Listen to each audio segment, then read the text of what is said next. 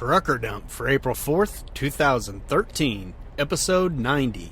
The new website is finally here. Try not to pee yourself. Welcome to Trucker Dump, where you'll get one driver's insights and sometimes humorous views of truck driving and the trucking industry, and pretty much anything else he feels like dumping on you. This podcast is brought to you by abouttruckdriving.com. Resources to help you understand the world of truck driving through the use of stories and a pathetic attempt at humor. Hello, dudes and dudettes. Glad you can make it. I hope you all brought your little propeller beanie caps, because this could get a bit confusing. For many of you, this will be the first time hearing the podcast. That's because... oh heck, I better slow down. I'm getting ahead of myself. Unsurprising, since I am a bit slow at times. First, let me apologize for the length of this podcast. This sucker is a lot longer than the average one. And that's saying something, as my current readers would no doubt attest to. Hey, it's a new website. Give me a break. So now that that's out of the way, let's get on with it. My name is Todd McCann, and you've officially entered the Trucker Dump podcast. Here we go again with the confusion. Okay, here's the dealio. Many of you are hearing this podcast for the first time because this is the episode that I used to announce the new website and the new podcast. For you people who aren't listening to this until a later date, you've probably already listened to the previous 89 podcasts. Well, you did if you were a glutton for punishment anyway. Or it was your punishment at the mental institution. If you are one of those mental patients, you probably feel like you know me already. For those listening for the first time, you can find out more about me by going back and listening to episode 0, which is the one that tells prospective listeners what the podcast is all about and who it's for. You can also learn more about me by going to abouttruckdriving.com and clicking on About the Author in the navigation bar. So enough about me already. As I've said, depending on who you are and when you're listening, things may sound a bit wonky. This particular podcast/blog post is basically a way to introduce abouttruckdriving.com to the masses and explain why the heck I haven't written a whole blog post myself in about a year. I did get some guest bloggers to fill in the gaps, but this website took a heck of a lot longer than I expected. Well, now I'm eating into the meat of the podcast, so let's get started. I called this one, The New Website is Finally Here. Try not to pee yourself. What is it with me and bathroom humor anyway? Oh, and if you're hearing some noise in the background, that'll be explained in a minute. Onward. Yeah, I know what you're thinking. It's about freaking time. Believe me, I feel the same way. Had I known how long this was going to take and how much work it entailed, I don't know if I would have had the gumption to even start. But hey, as one pudgy prime minister once said, if you're going through hell, keep going. Sorry, I can't do a British accent to save my life. Now that it's all said and done, I think it came out pretty dang good, if I do say so myself. So what took so stinking long? Well, if you go to the Trucker Dump blog on the abouttruckdriving.com website, you'll see a pretty black bar in each blog post. It's got a play button on it. That's what took so stinking long. The written blog now comes as a podcast for all you people who are too friggin' lazy to read. You know, people like me. But let's go back to the beginning first.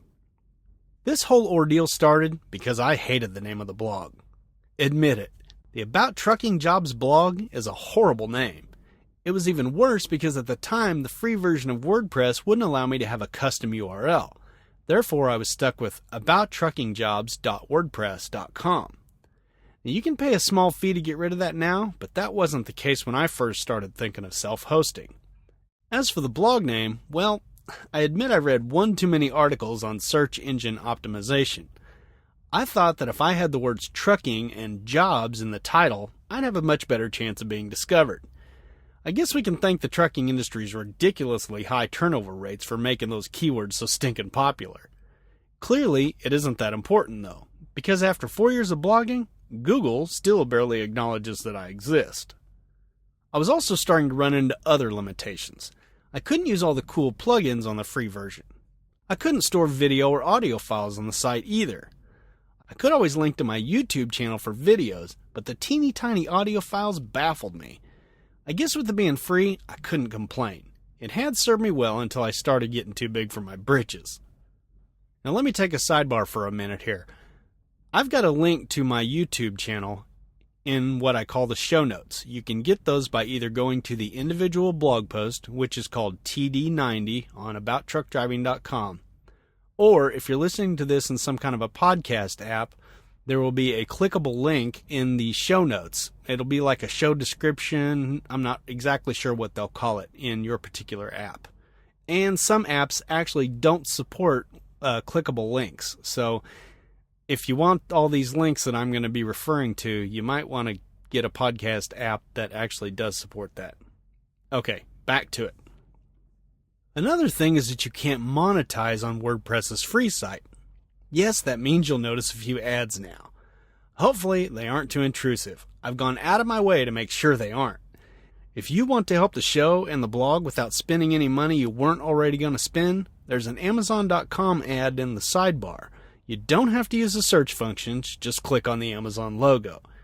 Click on it and I'll receive a small portion of what you spend. Again, your price isn't affected. Amazon pays me from their cut. If you really want to be nice, simply set your Amazon bookmark for abouttruckdriving.com and click on the ad before you go to Amazon. It's only one extra click, and although it isn't much money, it'll help cover my hosting costs. You'll also notice the HostGator banner at the bottom of each post. Click on that if you ever want a cheap, good web host with good customer service. At least I've had good luck with them anyway. Okay, enough of that. So that's when I decided to leave WordPress.com. Within about 30 minutes of paying HostGator for my hosting and buying my domain name from hover.com, I had a crude website up. Using WordPress's wicked cool exporting feature, I quickly copied all my blog posts and comments over too. But it did screw up some of the pictures, formatting, and links, so that took some time to sort out. But man, oh man, the site was still as ugly as the backside of a Holstein with the runs. And that's when I discovered that self-hosting wasn't going to be that easy. Now, I couldn't find a free theme that did everything I wanted, so I wound up buying a custom one from WooThemes. That took a lot of tweaking in itself.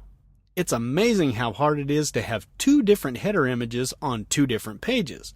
Or at least it is when you aren't a computer programmer.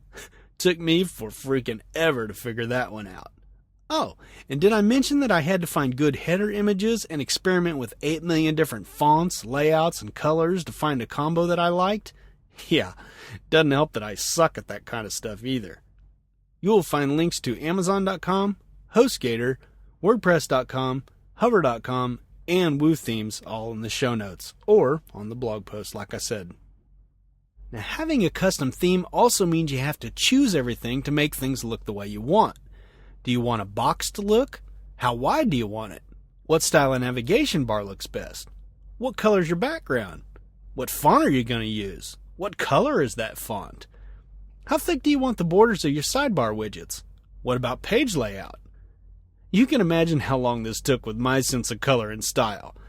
I'm still not convinced it's all that whoopee either. There's a Contact Me button in the navigation bar of the website. Click it and let me know what you think, but be gentle. And by the way, I'm well aware that the mobile version of the website isn't working worth a toot. I found out after the fact that I need a plugin to make my custom theme display correctly. A $60 plugin. As you well know, I'm a cheapskate. So that means for the time being, you'll have to use pinch and zoom to read the website or listen to the podcast on your phone. However, if you've got an iPhone, you're in luck. Using Apple's mobile Safari app, click on a blog post. See that blue button that says Reader in the URL bar? Tap that and you won't have to zoom in. It cuts out all the junk and gives you a nice big text to read. It's an awesome feature that many people overlook. Unfortunately, Google's popular Chrome mobile browser doesn't seem to have this feature. At least not on the iPhone it doesn't. If you non-Apple users find a way to do this on your phone, shoot me an email at truckerdump@gmail.com and I'll pass the word along. If you can't remember that email address, there's that Contact Me button on the website. So anyway, what's new on this fancy pants website? Well, it looks a lot different, that's for sure. I think it's easier to navigate than my old page too. I've got a new frequently asked questions page that will undoubtedly grow over time. The site now has a prominent Contact Me link in the navigation bar too. It was buried on the old site, and that might come in handy for your frequently asked questions. And the site's got a page for free stuff. For now, there's a cool one-page PDF that shows you how to slide your tandems and fifth wheel to get a load to axle out. Even if you don't need it, download it and print a few copies for those times when you see a rookie struggling to axle out properly. Another cool thing is the full versions of my podcast intro and outro songs are available for free. That's courtesy of the band Walking on Einstein. There are links to the frequently asked questions page, contact me page, the PDF for axling out, the free songs, and Walking on Einstein in the show notes. And if you find something that looks like a good free resource for truckers, let me know and maybe we can add it to the free stuff page. And of course, the podcast itself is a huge difference, but more on that in a bit. Other than the addition of the podcast, the biggest difference is the name changes. The website is now abouttruckdriving.com, which I feel is a heck of a lot better than abouttruckingjobs.wordpress.com. Maybe it's just me, but I think it just rolls off the old tongue better. It's also more descriptive of what I actually do. I thought the old name sounded too much like one of those job hunting websites. And then there's the name I'm most proud of. The blog and podcast has been rebranded as Trucker Dump, with the tagline, One Driver's Insights and sometimes humorous views of truck driving and the trucking industry, and anything else he feels like dumping on you. See, now isn't that perfect for me? Bathroom humor galore. There will be more content added to the website later on, but you'll have to settle for this for now. And the welcome page for abouttruckdriving.com is, well, totally lame right now. I did try to make it amusing at least. And keep in mind that this is a work in progress. Let me know when you find bugs, and I'll do my best to exterminate the little buggers. Again, that's what the Contact Me page is for. There's also a link in the show notes to the welcome page for abouttruckdriving.com. Now, of course, switching my web address means a couple of things. First, I will soon be redirecting the old site to the new one, so if you have the About Trucking Jobs blog bookmarked, you'll find yourself jumping over to the corresponding post on Trucker Dump instead. Secondly, I won't be posting to the About Trucking Jobs blog in the future, and that means that those of you who are subscribed to the old site will need to resubscribe to the new one. I thought about trying to figure out who all was subscribed and just transfer your information over to the new subscribe list, but in the end I decided against it for 3 reasons. 1, I didn't want to assume you still wanted to be subscribed. So if you've been looking for a chance to gracefully escape, here it is. 2, I wasn't exactly sure how to find out who all was subscribed, so I'm taking the lazy way out by having you resubscribe yourself. And 3, even if I could figure out how you were subscribed, I didn't want to presume you'd want to stay subscribed in the same way. Unfortunately, subscribing to a blog isn't as easy as it used to be. That's mainly because not all web browsers support RSS anymore. If you click on the orange Subscribe to RSS label on the right side of the navigation bar and the page does something you aren't expecting, just click on the subscribe button in the navigation bar and it'll take you to a page that should help you figure it out. It will also show you other ways to subscribe to the blog and or podcast. If you just want to subscribe by email, there's a subscribe box at the end of each blog post. Type your email address in there and you're done. You'll find a similar box on the subscribe page. Okay, now back to the subject at hand. I have to say that if I could have just concentrated on the website itself, I'd have been up and running in 2 to 3 months, even with my limited downtime out here on the road. No, what took so long was making the content for the website. You see, I had a buttload of podcasts to do. For instance, this is my 90th blog post and podcast. And every time I did another blog post, that tacked on one more podcast I'd have to do. And that's why I turned to my guest posters. I'm grateful that Noble, Sam, Kevin, and Doug were there to take some of the load off. But if you read those posts, you'll know that I added to the content too, making even more work for myself. That's why you haven't seen a blog post for a while. I finally got caught up enough that I didn't want to put myself behind again. I figured y'all could just wait until the new site went live. I trust you survived. Now, just in case you aren't familiar with the term podcast, I guess I should explain what a podcast is for those of you who don't know. A podcast is kind of like a little radio show that is distributed over the internet instead of the airwaves. Most of them are free, as is Trucker Dump. Some are horrible due to poor production values and or people who just turn on the mic and start yammering. Now, I can't do that without boring you and me both to tears, so luckily most of mine is scripted. Other podcasts are awesome. Now, I doubt mine falls into that category, but I do think my production value is pretty dang good. The content? Well, that's your call, I guess. I'm just hoping to fall somewhere in the middle. Have a listen and let me know what you think I could do to improve the show. Constructive criticism is welcome. Use that contact me button. If you truckers aren't listening to podcasts yet, you're wasting a heck of a lot of free listening content. If you have an interest, someone's doing a podcast on it. Sports? Check. Politics? Check. Quilting? Check. Foot fetishes? Yep, even that. Go to the iTunes store and type your particular interest into the search bar. I'd be shocked if it weren't already being covered by somebody. So, you might ask, what exactly is so hard about making podcasts? Well, it would have been even harder if I didn't hold an associate's degree in music and video business.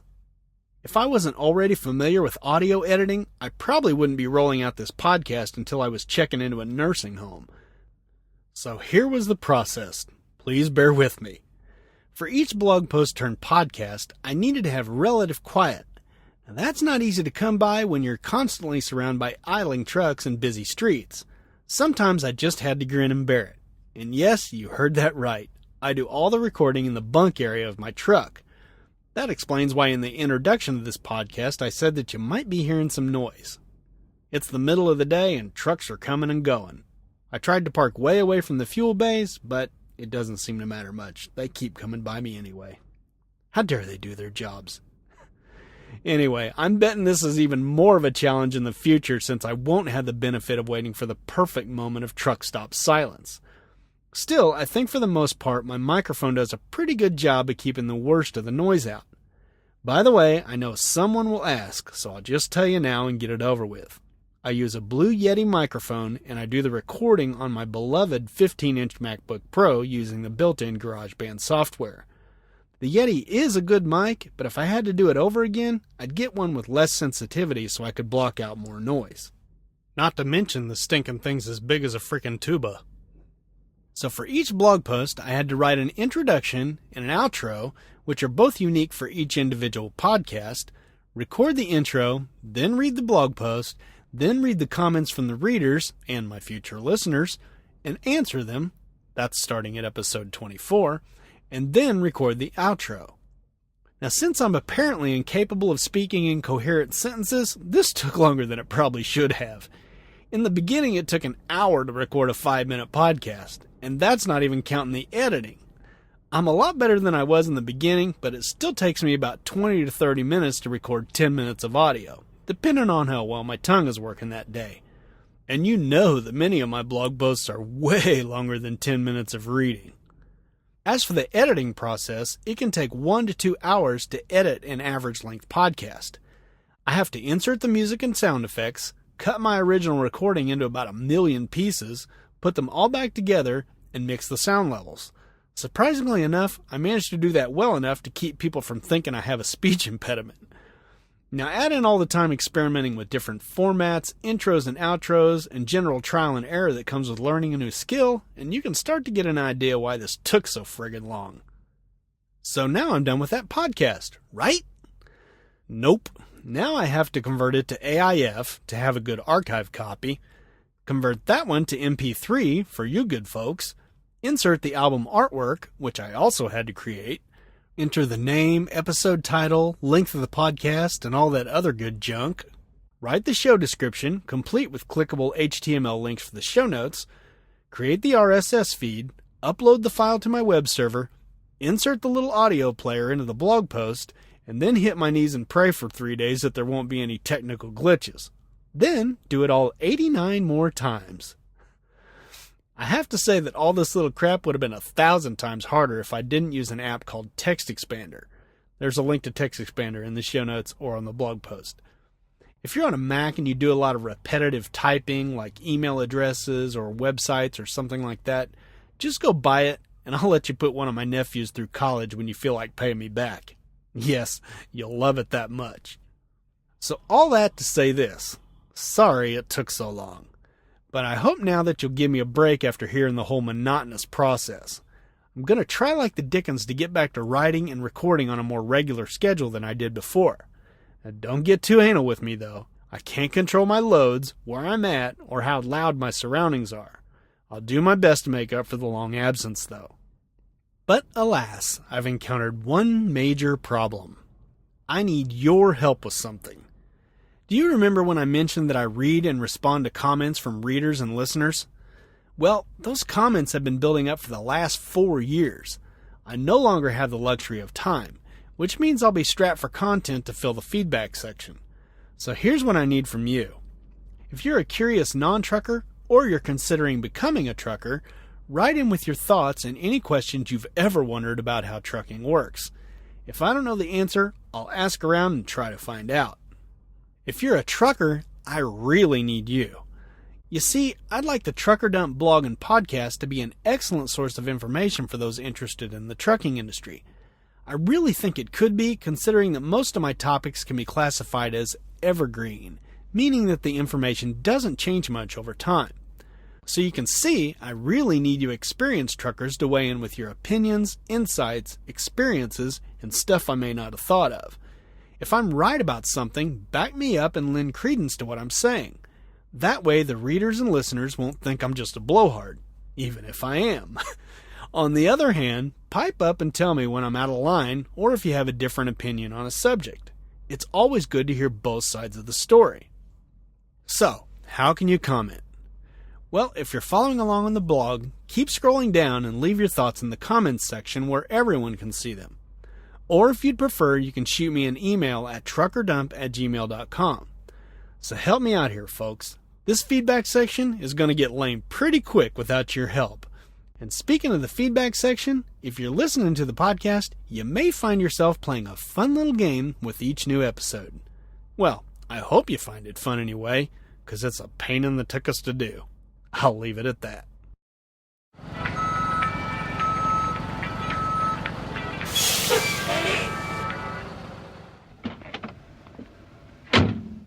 Hey, yo, bud, where do you want this load of feedback? Well, what do you know? There we were just talking about the comments section, and here you find yourself smack dab in the middle of it. What I do with this is I take comments from blog posts, past and present. I take emails from people who have just written me, who have found me through other websites or forums or something like that. I also do some stuff on other websites, and I've had people contact me that way. You'll hear a couple of those comments actually on the last two podcasts, which were TD088 and 89. And, well, that's about it. I guess that explains that. So, let's get on with what we have for today, which is pretty much all about e-logs. Okay, everyone, let's all groan at once. Oh. I know some of you guys are sick of hearing about e-logs.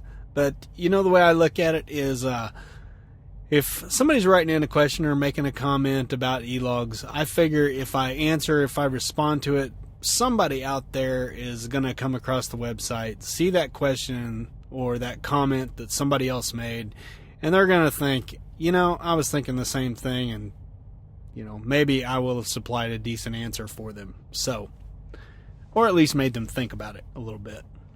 So, who's up first?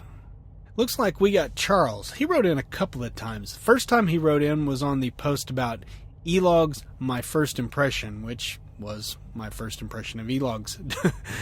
Anyway, he says, I started driving in 2008, and to this day I have avoided e-logs like the plague and was taught how to run illegal from day one, but I guess time has come when they're catching up. Poop. Not his word. Like what you mentioned is what worries me about e-logs, but in most cases it's damned if you do and damned if you don't. No matter what, in one way or another, enough screw-ups will cost you your job and even your CDL because of the CSA and the retarded point system. I've run a paper log legal, but not 100% to the T. Sometimes you gotta buy yourself 15 minutes here or there. Well, you know, Charles, after being on e-logs for quite some time, I'd still have to say that I'd prefer to be on paper logs. That 15 minutes here or there you mentioned is the main reason. But having said that, e-logs aren't as bad as I figured they'd be. Even with the fact that my company has the strictest e-logs rules of any that I've heard of, for the most part you get used to them. Yeah, I agree that it's sad that we have to get used to crap like this, but times are changing, man. I will point out one thing that will hopefully ease your mind. I found out not too long ago that log violations only go against your CSA score if the DOT finds out about it through inspections or company audits.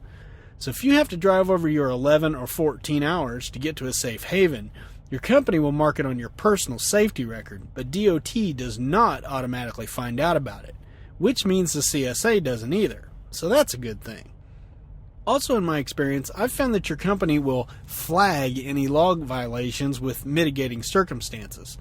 So if you had plenty of hours when you arrived at the receiver, but ran out of time due to long unload times, your company will make note of that when you have to drive illegally to find a place to park for the night. Same thing if you run out of hours due to a traffic jam. A note will be added to show that you weren't blatantly driving illegally.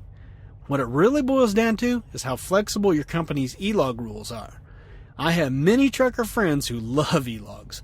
I just happen to not be one of them. But seriously, they aren't as bad as you're probably expecting either. At least that's my experience. I hope that helps, Charles. And apparently, Charles was on an e-log streak that day, because he also hit the post called Fear and Loathing of Electronic Logs, which was the one that I did before I even had e-logs, and I asked Dean0806 on Twitter to kind of help us figure out what was going on with him, because I was scared spitless, quite honestly. Charles says, keeping that door closed is key and not a problem for me.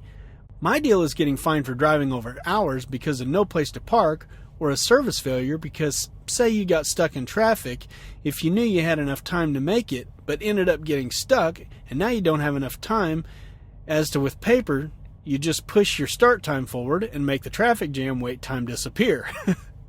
We lose time and loads because of the system, but what about pay we lose? I'm sorry, but I can't feed my family on $600 a week, and companies say that is good money, when it actually not, considering the cost of living in our current times. I'm not running e-logs yet, and I don't know much about them other than what I've heard, but can benefit from them as they log by the minute rather than by the 15-minute increment.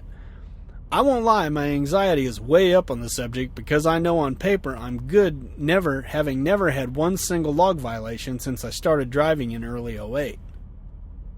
Well, let me jump in here and say, I guess you guys have probably been hearing all this new noise added. A guy just pulled in next to me not too long ago, and he's got it cranked up. He had it on high idle. He's also got a reefer going. I just took a break just now and asked him to shut it off for about 15 minutes if he wasn't doing anything. Luckily, he's going in to take a shower, so I got a little bit of time to finish this thing up before he comes back out and blares it. I know he ain't going to leave it off for long. It's colder than crap outside. So anyway, I went on to answer Charles. Yes, Charles, this is a very real possibility that you could get caught driving over hours because of the inflexibility of e-logs. No doubt about that. It hadn't happened to me yet, but it could. The thing is, that little sticker that says, this truck uses e-logs, or something of the sort, goes a long way. I can't count the number of times that DOT has waved me through long inspection lines due to that sticker. Usually, during routine inspections, the officer doesn't even ask to look at my e-logs. I'm guessing that's probably because they wouldn't know what they were looking at, even if they saw it. I just addressed your fear of e-logs in the last comment, so we'll skip that part. As for the pay, well, that one's still up in the air for me. I've been on e-logs since December of 2010. In the beginning, I definitely noticed a hit to my miles, but that seemed to recover slowly. Was it due to the fact that January and February are usually slow months in trucking?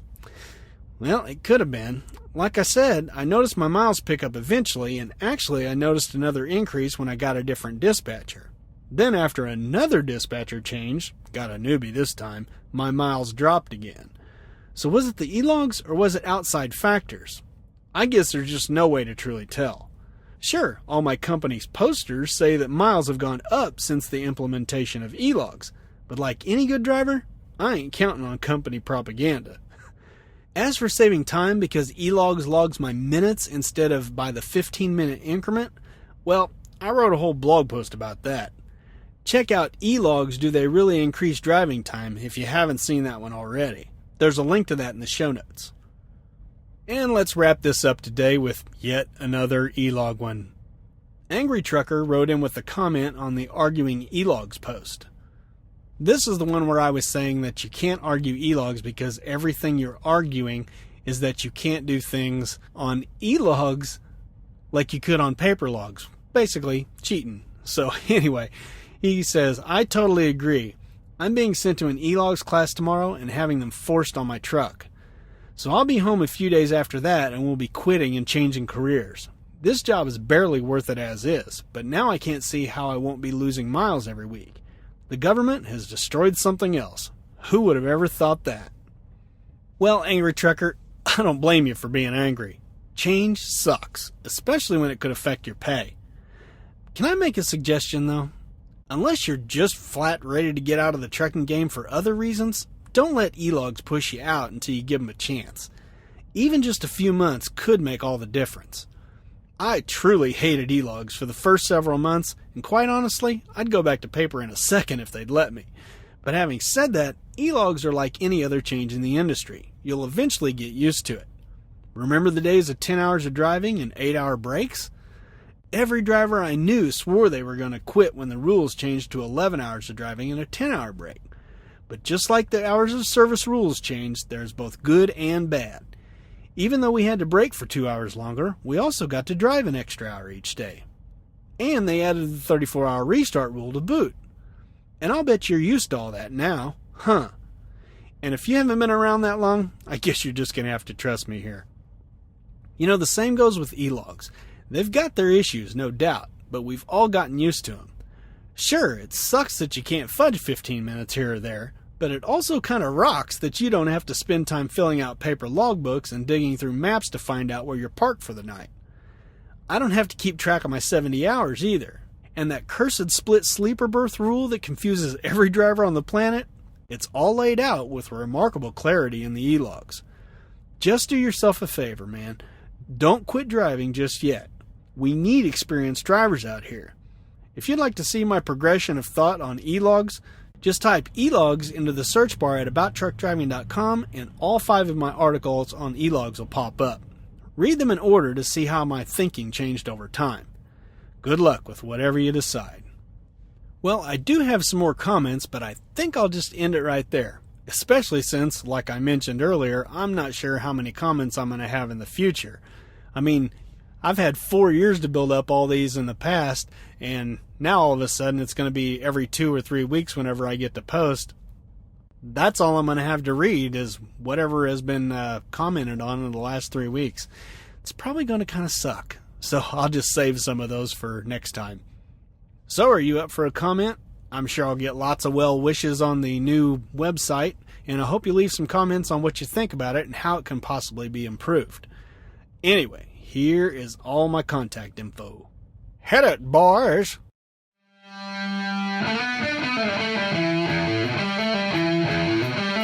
Well, there you have it, my very first podcast. No, wait, my 90th podcast. Man, now I'm confusing myself. So let me know what you think about both the podcast and the new website.